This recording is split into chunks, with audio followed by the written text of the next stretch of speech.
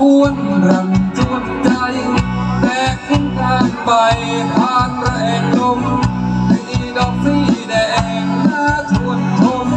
ว่ามาแล่นมาดมทั่วทางป่าสปาตาคงไม้ผมยาวโตเต็มสาวเบ้าไม้มองใครก็อยากจะลิ้มลองมุสบาสวยสดสวยเกินใครให้เขาแดงให้เขาดอกกันแล้วก็สม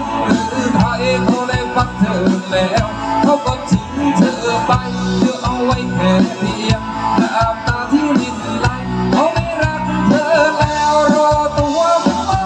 พอเขาชื่นพอเขาชมก็อย่าไปลงที่เขาเล่นว่ารักแต่อารมณ์คนไทยเขานั่งวันอย่างเดียวก็คือร่างกายของเธอรอเป็นดังดอกไม้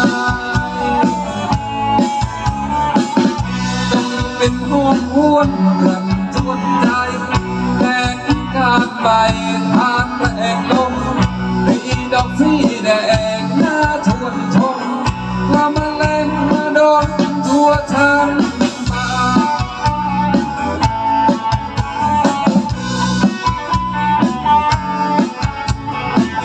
สนุกสนานกันเอาไปที่แรกผม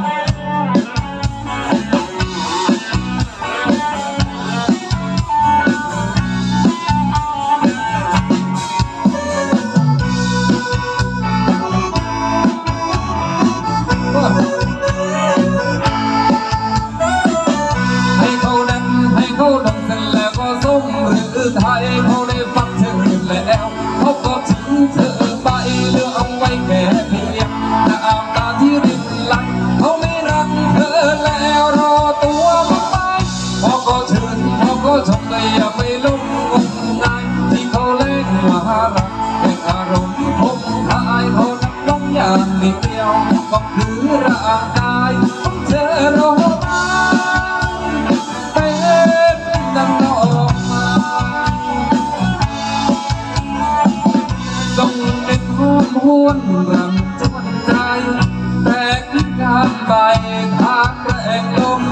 ให้ดอกสีแดงน่าชวนชมเรามาแล่นมาดมทั่วทางป่า